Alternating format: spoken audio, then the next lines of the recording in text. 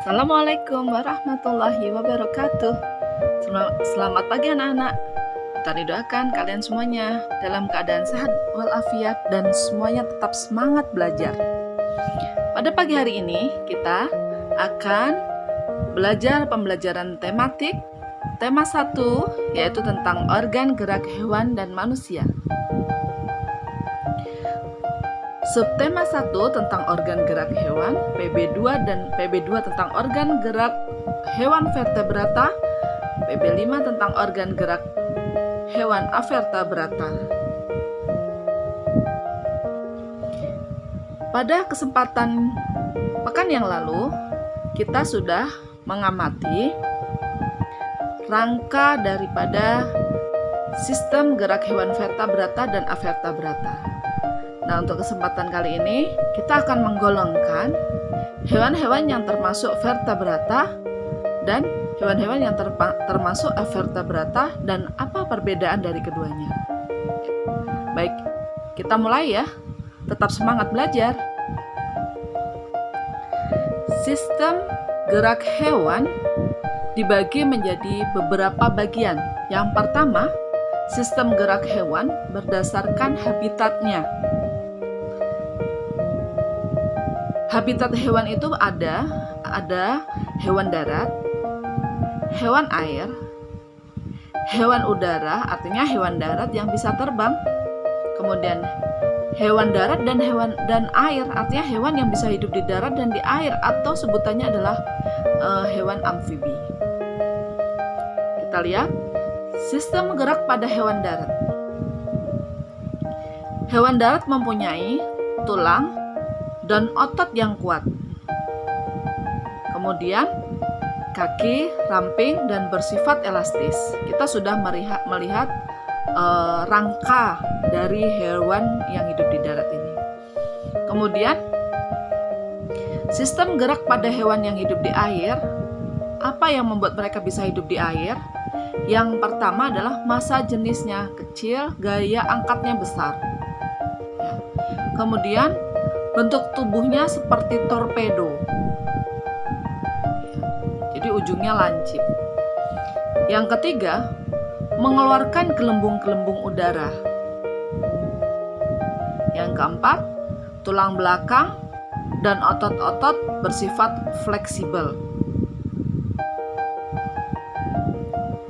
Ciri-ciri sistem pada hewan yang hidup di udara atau hewan udara.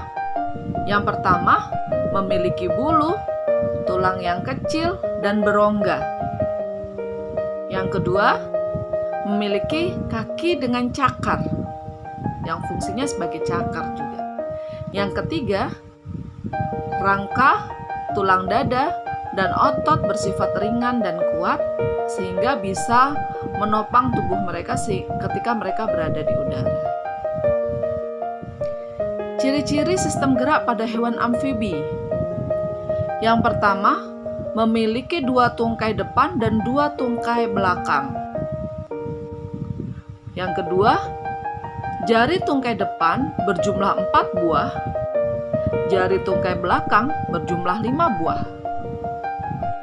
Tungkai belakang memanjang yang digunakan untuk melompat. Itu ciri-ciri dari sistem gerak pada hewan amfibi.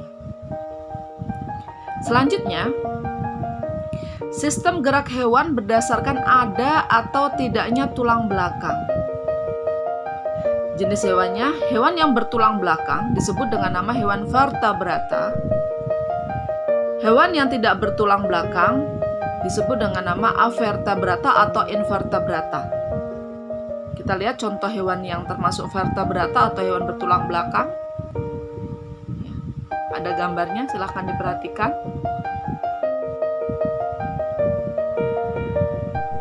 Yang pertama, ikan. Apa saja alat gerak pada ikan? Yang pertama, sirip berpasangan di bagian dada, perut, kemudian di sekitar anus. Sirip punggung berfungsi untuk pertahanan diri. Yang kedua, pada reptil, contohnya ular.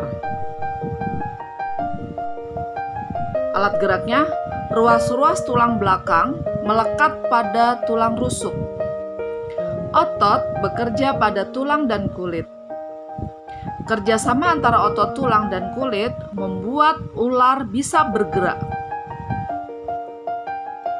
Yang ketiga, sistem gerak pada burung. Rangka sayap ringan tetapi kuat sehingga bisa menopang ketika di udara. Diperkuat oleh tulang dada dan otot-otot yang kuat sehingga bisa mengepakkan sayapnya. Ekor berfungsi untuk mengendalikan gerakan burung pada saat terbang. Kemudian sistem gerak pada amfibi, contohnya katak, memiliki sendi lutut, bahu, siku, pinggul, pergelangan kaki dan tangan. Tulang kepala sangat ringan dan kuat. Kaki belakang panjang, kaki depannya pendek. Tulang belakang dapat menahan berat tubuh katak. Yang berikutnya, sistem gerak pada mamalia, contohnya kuda. Yang lalu, pada pembelajaran pekan yang lalu, kita sudah melihat rangka organ pada kuda. Ya. Kuda memiliki tulang yang kokoh dan kuat. Otot-ototnya elastis dan kuat sehingga kuda dapat berlari kencang. Kaki kuda paling belakang berfungsi untuk memberikan dorongan agar kuda dapat maju ke depan. Nah, ini sistem gerak pada hewan vertebrata atau hewan bertulang belakang. Kita lihat berikutnya. Sistem gerak pada hewan avertebrata atau tidak bertulang belakang. Kita lihat yang pertama, laba-laba. Laba-laba bergerak menggunakan kakinya. Kemudian capung terbang menggunakan sayapnya. Yang ketiga, siput bergerak menggunakan otot perutnya. Yang keempat, gurita bergerak menggunakan tentakelnya. Yang kelima, belalang melompat menggunakan kakinya. Yang keenam, bintang laut bergerak menggunakan ampula di kaki tabungnya. Yang ketujuh, cacing tanah bergerak menggunakan perutnya. Yang kedelapan, ubur-ubur bergerak menggunakan tentakelnya. Ini kalau anak-anak lupa bagaimana rangka dari hewan avertebrata, silakan dibuka lagi pembelajaran pekan yang lalu. Nah, sekarang perbandingan hewan vertebrata dan avertebrata. Hewan vertebrata memiliki otak yang berkembang. Hewan avertebrata tidak. Hewan vertebrata memiliki otak yang berkembang. Kemudian yang kedua, otak bersarang di tempurung kepala. Yang ketiga, kebanyakan memiliki usus dengan anus yang berbeda ujungnya. Yang keempat, memiliki sistem peredaran darah yang sebagian terbuka. Yang kelima, semua vertebrata memiliki jantung dan sistem peredaran darah yang tertutup. Pada hewan avertebrata tidak bertulang belakang. Yang kedua, mempunyai syaraf pusat yang terletak di perut. Yang ketiga, berkembang biak secara kawin dan tidak kawin. Yang keempat, susunan alat tubuh masih sangat sederhana.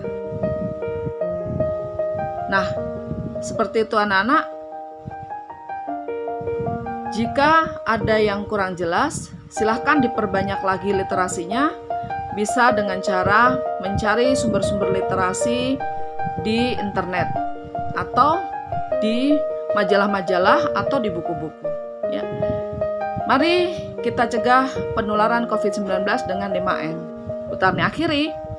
Wabillahi taufiq wal hidayah. Wassalamualaikum warahmatullahi wabarakatuh.